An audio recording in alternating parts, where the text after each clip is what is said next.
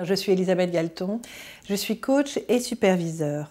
Je fais ce travail après un long parcours en entreprise, ce qui m'a permis d'explorer des domaines très particuliers, de la communication, du management, dans des domaines très différents, que ce soit l'hôtellerie de luxe, que ce soit des agences paritaires. Et ce qui m'a amené à faire ce métier de coach, ça a été de me dire que je trouvais que les gens n'étaient pas très heureux en entreprise. Donc j'ai glissé tout doucement dans ce métier. Toutes ces expériences m'ont amené à être aujourd'hui coach et superviseur après des formations. Alors d'une façon très pratico-pratique, j'aurais envie de dire, je les accompagne d'une heure tous les mois pendant 20 heures, ça c'est notre contrat. Après, l'accompagnement va dépendre effectivement de la personne. Il y a un accompagnement qui est adapté en fonction de son objectif, de l'objectif qu'il a, de ce qu'il souhaite. Donc ça peut être du questionnement, puisque le fond du coaching, c'est quand même le questionnement, mais ça peut être aussi toutes approches différentes qui passent par le déplacement, le ressenti, les métaphores, les projections.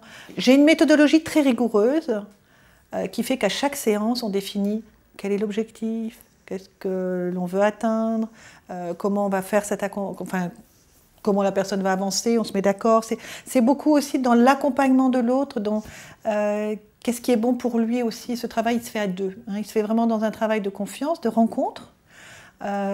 Et c'est comme ça qu'on peut travailler ensemble. Il y a un objectif global qui est de mieux se connaître, réussir. Et après, il y a des objectifs pour chaque séance. Qu'est-ce qu'ils souhaitent développer, sur quoi ils souhaitent avancer, comment ils vont mieux travailler, mieux se développer, relever leurs challenges, relever leurs défis dans du grand confort. Un manager qui ne se connaît pas va rencontrer de plus en plus de difficultés. Les jeunes générations, et je pense que c'est une chance, vont être beaucoup plus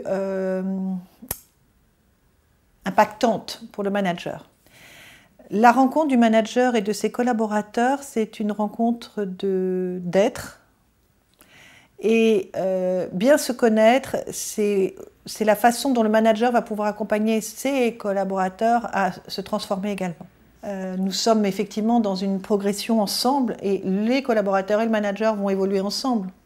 Donc c'est de bien se connaître pour mieux travailler avec, pour mieux progresser, pour être plus autonome, pour rendre les personnes autonomes. Alors ProcessCom, c'est un inventaire de personnalité qui est ancien, qui est très validé dans les entreprises, beaucoup d'entreprises l'utilisent, et qui est un outil qui permet de mieux se connaître. Donc c'est un moyen d'identifier comment je peux mieux fonctionner avec les autres, comment je peux identifier l'autre aussi, comment il fonctionne et quel est son besoin. Et à partir de ce moment-là, ça permet de construire effectivement des équipes plus performantes. Ils vont être différents en fonction des besoins et des objectifs fixés par les apprenants. Les apprenants, ils sont quand même heureusement très différents les uns des autres. Ils n'ont pas tous les mêmes besoins.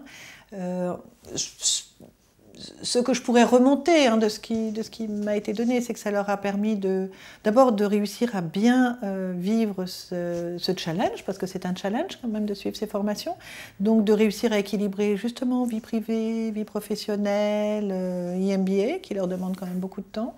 Ça leur permet d'avoir plus conscience d'eux-mêmes et de plus conscience des autres, et d'oser relever aussi bien les challenges professionnels,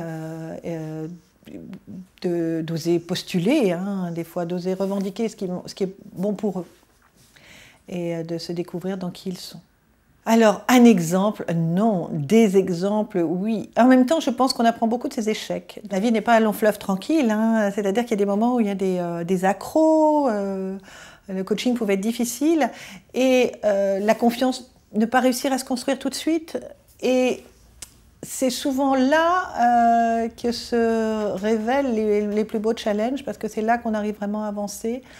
Et du coup, je dirais, les réussites, c'est aussi quand mes clients me font avancer, moi. Donc, ils m'ont des fois interpellée, questionnée, et donc, du coup, ils m'ont aussi, moi, remise en question.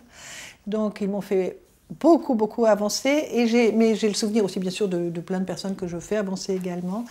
Et souvent, ce qu'ils traduisent, c'est un plus grand confort pour eux, peut-être des fois l'étonnement de ce que ça a pu produire chez eux, l'étonnement de ce qu'ils peuvent exprimer, de ce qu'ils sont capables de faire aujourd'hui, et donc cette envie aussi souvent d'aller plus loin.